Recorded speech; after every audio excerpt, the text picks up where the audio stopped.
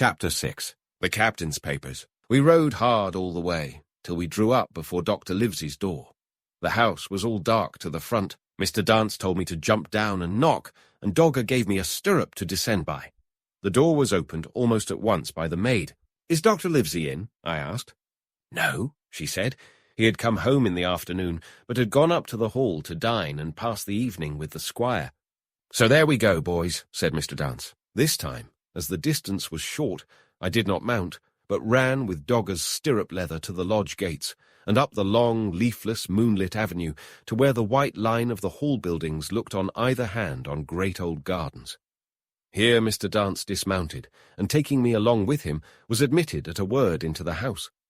The servant led us down a matted passage, and showed us at the end into a great library, all lined with bookcases and busts upon the top of them, where the squire and Dr. Livesey sat, pipe in hand, on either side of a bright fire. I had never seen the squire so near at hand. He was a tall man, over 6 feet high, and broad in proportion, and he had a bluff, rough and ready face, all roughened and reddened and lined in his long travels. His eyebrows were very black, and moved readily, and this gave him a look of some temper. Not bad, you would say, but quick and high. "Come in, Mr. Dance," says he, very stately and condescending. "Good evening, Dance," says the doctor with a nod. "And good evening to you, friend Jim. What good wind brings you here?" The supervisor stood up straight and stiff and told his story like a lesson, and you should have seen how the two gentlemen leaned forward and looked at each other and forgot to smoke in their surprise and interest. When they heard how my mother went back to the inn, Dr. Livesey fairly slapped his thigh, and the squire cried, "Bravo!" and broke his long pipe against the grate. Long before it was done, Mr. Trelawney, that, you will remember, was the squire's name, had got up from his seat and was striding about the room, and the doctor, as if to hear the better, had taken off his powdered wig, and sat there, looking very strange indeed, with his own close-cropped black poll. At last Mr. Dance finished the story. "Mr. Dance," said the squire, "you are a very noble fellow, and as for riding down that black, atrocious miscreant, I regard it as an act of virtue, sir, like stamping on a cockroach. This lad Hawkins is a trump, I perceive. Hawkins, will you ring that bell? Mr. Dance must have some ale." "And so, Jim," said the doctor, "you have the thing that they were after, have you?" "Here it is, sir," said I, and gave him the oilskin packet. The doctor looked it all over, as if his fingers were itching to open it, but, instead of doing that, he put it quietly in the pocket of his coat. "Squire," said he, "when Dance has had his ale, he must, of course, be off on his Majesty's service. But I mean to keep Jim Hawkins here to sleep at my house, and with your permission, I propose we should have up the cold pie and let him sup." "As you will, Livesey," said the squire. "Hawkins has earned better than cold pie." So a big pigeon pie was brought in and put on a side table, and I made a hearty supper, for I was as hungry as a hawk, while Mr. Dance was further complimented and at last dismissed. "And now, squire," said the doctor. "And now, Livesey," said the squire in the same breath. One at a time," laughed Dr. Livesey. "You have heard of this Flint, I suppose?" "Heard of him," cried the squire. "Heard of him, you say? He was the bloodthirstiest buccaneer that sailed. Blackbeard was a child to Flint. The Spaniards were so prodigiously afraid of him that I tell you, sir, I was sometimes proud he was an Englishman. I've seen his topsails with these eyes, off Trinidad, and the cowardly son of a rum puncheon that I sailed with put back, sir, into port of Spain." "Well, I've heard of him myself in England," said the doctor. "But the point is, had he money?" "Money!" cried the squire. "Have you heard the story? What were these villains after but money? What do they care for but money? For what would they risk their rascal carcasses but money?" "That we shall soon know," replied the doctor. "But you are so confoundedly hot-headed and exclamatory that I cannot get a word in. What I want to know is this. Supposing that I have here in my pocket some clue to where Flint buried his treasure, will that treasure amount to much?" "Amount, sir!" cried the squire. "It will amount to this. If we have the clue you talk about, I fit out a ship in Bristol Dock, and take you and Hawkins here along, and I'll have that treasure if I search a year." "Very well," said the doctor. "Now then, if Jim is agreeable, we'll open the packet," and he laid it before him on the table. The bundle was sewn together, and the doctor had to get out his instrument case and cut the stitches with his medical scissors. It contained 2 things, a book, and a sealed paper. "First of all, we'll try the book," observed the doctor. The squire and I were both peering over his shoulder as he opened it, for Dr. Livesey had kindly motioned me to come round from the side table, where I had been eating, to enjoy the sport of the search. On the first page there were only some scraps of writing, such as a man with a pen in his hand might make for idleness or practice. One was the same as the tattoo mark, "Billy Bones his fancy." Then there was, "Mr. W. Bones, mate." "No more rum?" "Off Palm Key he got it," and some other snatches, mostly single words and unintelligible. I could not help wondering who it was that had got it, and what it was that he got. "A knife in his back as like as not. Not much instruction there," said Dr. Livesey, as he passed on. The next 10 or 12 pages were filled with a curious series of entries.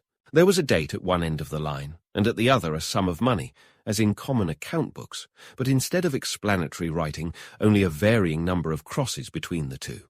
On the 12th of June, 1745, for instance, a sum of £70 had plainly become due to someone, and there was nothing but 6 crosses to explain the cause. In a few cases, to be sure, the name of a place would be added as Offe Caracas, or a mere entry of latitude and longitude as 60 days, eventat 20, 19 hours, or 40. The record lasted over nearly 20 years, the amount of the separate entries growing larger as time went on, and at the end a grand total had been made out after 5 or 6 wrong additions, and these words appended, "Bones, his pile." "I can't make head or tail of this," said Dr. Livesey. "The thing is as clear as noonday," cried the squire. "This is the Black-Hearted Hound's account book. These crosses stand for the names of ships or towns that they sank or plundered. The sums are the scoundrel's share, and where he feared an ambiguity, you see he added something clearer. Offe Caracas, now. You see, here was some unhappy vessel boarded off that coast. God help the poor souls that manned her coral long ago." "Right," said the doctor. "See what it is to be a traveller. Right. And the amounts increase, you see, as he rose in rank." There was little else in the volume but a few bearings of places noted in the blank leaves towards the end, and a table for reducing French, English, and Spanish moneys to a common value. "Thrifty man," cried the doctor. "He wasn't the one to be cheated." "And now," said the squire, "for the other." The paper had been sealed in several places with a thimble by way of seal, the very thimble, perhaps, that I had found in the captain's pocket. The doctor opened the seals with great care, and there fell out the map of an island, with latitude and longitude, soundings, names of hills and bays and inlets, and every particular that would be needed to bring a ship to a safe anchorage upon its shores. It was about 9 miles long and 5 across, shaped, you might say, like a fat dragon standing up, and had 2 fine landlocked harbours, and a hill in the centre part marked the Spyglass. There were several editions of a later date, but above all, 3 crosses of red ink. 2 on the north part of the island, 1 in the southwest, and beside this last, in the same red ink, and in a small, neat hand, very different from the captain's tottery characters, these words, "Bulk of treasure here." Over on the back, the same hand had written this further information: "Tall tree, spyglass shoulder, bearing a point to the N of NNE. Skeleton Island ESE and by E, 10 feet. The bar silver is in the North Cache. You can find it by the trend of the East Hummock, 10 fathoms south of the Black Crag with the face on it. The arms are easy found in the Sand Hill, end point of North Inlet Cape, bearing E and a quarter NJF. That was all, but brief as it was, and to me incomprehensible, it filled the squire and Dr. Livesey with delight. "Livesey," said the squire, "you will give up this wretched practice at once. Tomorrow I start for Bristol. In 3 weeks' time, 3 weeks, 2 weeks, 10 days, we'll have the best ship, sir, and the choicest crew in England. Hawkins shall come as cabin boy. You'll make a famous cabin boy, Hawkins.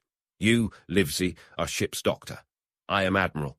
We'll take Redruth, Joyce, and Hunter.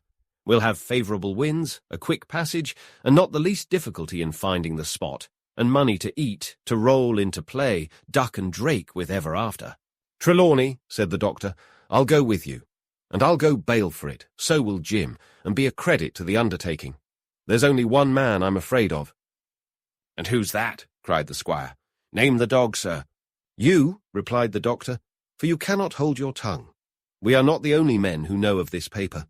These fellows who attacked the inn tonight, bold, desperate blades, for sure, and the rest who stayed aboard that lugger, and more, I dare say, not far off, are, one and all, through thick and thin, bound that they'll get that money. We must none of us go alone till we get to sea. Jim and I shall stick together in the meanwhile. You'll take Joyce and Hunter when you ride to Bristol, and, from first to last, not one of us must breathe a word of what we've found." "Livesey," returned the squire, "you are always in the right of it. I'll be as silent as the grave."